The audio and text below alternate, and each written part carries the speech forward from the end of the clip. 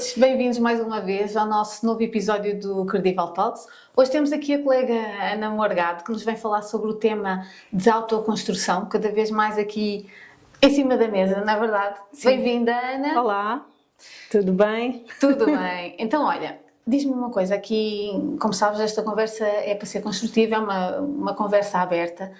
Da tua experiência enquanto gestora de crédito, aqui o tema da autoconstrução tem sido algo que muito perguntado? Sim, tem estado muito recorrente, cada vez mais, não é?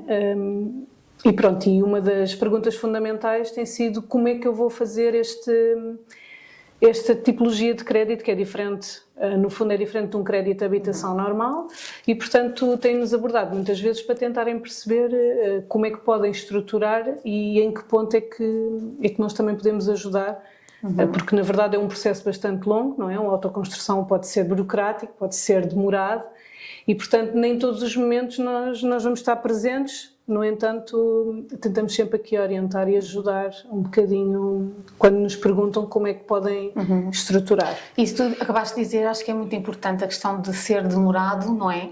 Para que as pessoas também saibam que não é tão rápido como a compra de uma casa, não é? E nesta questão, qual é que é o teu conselho? Ou seja, quem esteja a pensar em fazer uma autoconstrução, por onde é que podem começar? Sim, eu penso que o ideal é primeiro escolher e tentar perceber toda a tipologia do terreno, ok? Porque nem todos os terrenos estão aptos para determinadas construções e é muito importante que as pessoas tentem perceber se aquilo está compatível com aquilo que sonharam ou idealizaram numa construção, ok? Depois é trabalhar toda em função daquele terreno e da possibilidade daquela construção, em conjunto com arquitetos, câmaras, para tentar legalizar o mais possível a estrutura de tudo o que pensaram e só depois então é que podemos pensar na parte do financiamento em conjunto muito com os capitais próprios que cada pessoa tem que ter. Exatamente. Portanto, até porque um tema sensível, essas pessoas têm terreno ou não é? Isso pode envolver ter mais capitais ou menos capitais, sim. A parte do terreno depende muito do próprio processo. Existe aqui algumas situações em que nós conseguimos, lá está, sempre com o acompanhamento dos capitais próprios, fazer alguma parte de um financiamento também dos terrenos. Mas são processos muito particulares, é preciso muito detalhar e perceber exatamente a necessidade e como é que está estruturado a parte da arquitetura toda, do projeto aprovado na Câmara e tudo, para percebermos o que é que conseguimos a nível de financiamento do terreno, de uma maneira geral, e nós sugerimos sempre que há possibilidade, é já terem o terreno adquirido e depois toda a estrutura também se desenrola com outra facilidade. Certo. Então, um cliente que nos esteja, ou um potencial cliente que esteja aqui a ver o nosso episódio, vamos imaginar que o cliente já escolheu o terreno, o que é que ele pode fazer para tentar aqui então a questão do financiamento, ou quais são os pontos que ele tem que ter aqui em consideração e estar alerta, não é? Sim. Então, a parte do financiamento, primeiro que tudo, e a parte também do resto dos créditos de habitação, os bancos não financiam 100%. Portanto, primeiro que tudo, temos que ter um orçamento compatível, ok, com o próprio financiamento, e depois sobre o financiamento, sobre o orçamento, a trabalharmos um bocadinho a possibilidade de financiamento. É muito importante, mais uma vez, estruturarmos aqui a possibilidade dos capitais próprios, está bem? Porque nós temos sentido que muitas vezes é um tema que as pessoas ficam admiradas, mas faz parte, está bem? Numa autoconstrução, temos que ter efetivamente aqui, paralelamente com a própria construção, alguns capitais nossos e, portanto, temos que ir aqui organizando em função da parte das tranches. Podemos falar um bocadinho sobre essa tipologia de crédito e ter aqui também o conforto dos nossos capitais próprios para não haver derrapagens, para não haver surpresas a meio da obra, porque vai existir. Exato. Há sempre materiais que se acaba por ter em orçamento que depois efetivamente as pessoas acabam por perceber que não era exatamente aquilo que queriam, ou porque mudou entretanto, ou porque viram melhor porque não estavam a pesquisar na parte dos orçamentos e portanto isso às vezes gera derrapagens, está bem? E queria só, importante muito é também o tipo de orçamento, está bem? Escolher um bom construtor para acompanhar.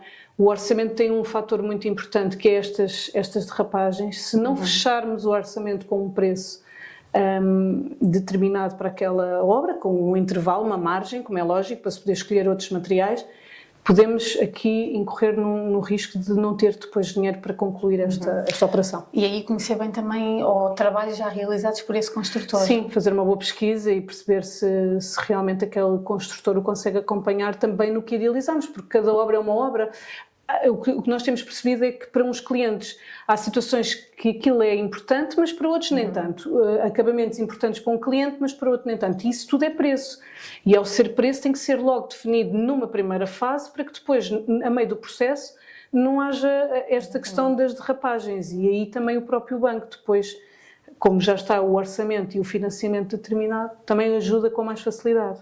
Por isso, aqui a nossa função enquanto intermediários também acaba por ter um papel importante logo desde o início, se calhar, não é? Mesmo muito antes sequer de chegarmos à parte do crédito, tentar a pessoa ver a capacidade financeira que tem para se... encaixar aquele projeto naquela capacidade. E se tem capacidade ou não, até porque já percebemos que há muitos custos envolvidos, em licenças e tudo mais, por isso o crédito, se calhar, à construção em si acaba por ser uma parte mais fácil, digamos. No processo inteiro é o mais simples. Exato. Muito importante, também gostava de referir aqui um ponto sobre o próprio crédito à construção, é que a modalidade de crédito não é idêntica a uma aquisição. O que é que eu quero dizer com isto? Efetivamente o que nós percebemos é que as pessoas já sabem um pouco, porque a informação já está espalhada por muito sítio, mas a verdade é que ficam sempre muito admiradas quando identificamos e dizemos que mediante o orçamento que nós vamos apresentar ao banco, eles vão dividir o valor em tranches e ao dividir em tranches o que vai acontecer é que vão libertando gradualmente, a obra vai existindo e vai acontecendo. E começam a pagar... Sim, e aí também tem sempre... capital. Sim. Tem um período de carência, está bem, eles não fazem amortizações enquanto estiverem no período de construção.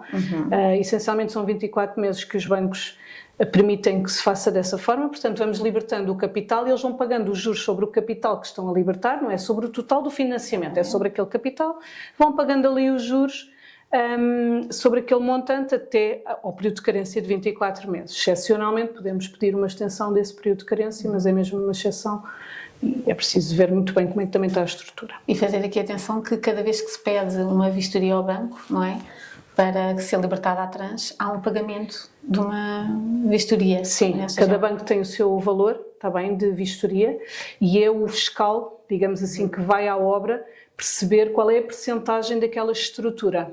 Portanto, vai dizer, olha, já fizeste a base, já tens aqui a parte toda da alvenaria, por exemplo, e o que acontece é que aquilo vai determinar uma percentagem, e essa percentagem corresponde a um valor. E ao corresponder a um valor, o banco vai libertar uma tranche numa determinada percentagem, ok? Nunca é sobre a totalidade, porque precisamos ter os capitais próprios para brincar aqui um bocadinho com estes valores, para depois então conseguirmos avançar com o resto da construção, está bem?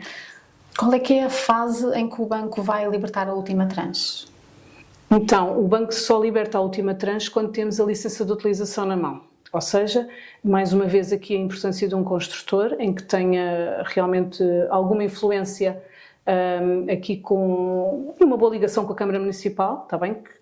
Da localidade onde estamos a construir, porque é com a ajuda dele que depois se manda a fazer a vistoria final, não é, da Câmara Municipal, vão verificar se está tudo em conformidade para depois então fazer o último licenciamento. O banco nunca liberta a última tranche, está bem? E depois o valor varia um bocadinho de processo para processo, mas nunca liberta a última tranche sem termos este documento na mão. Ou seja, é a garantia que o banco tem que efetivamente aquilo já está concluído e que a obra ficou concluída e, portanto, é o que vai ajudar aqui ao banco ter a certeza que podemos fechar também o plano de financiamento, ok?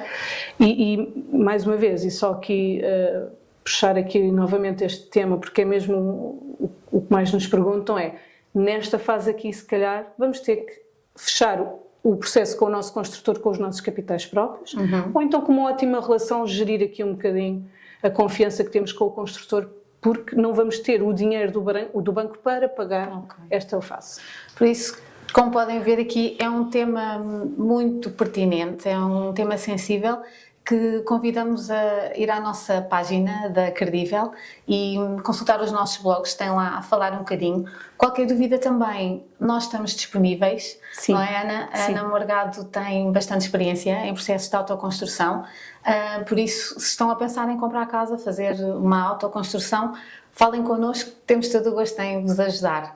Até à próxima. Obrigada.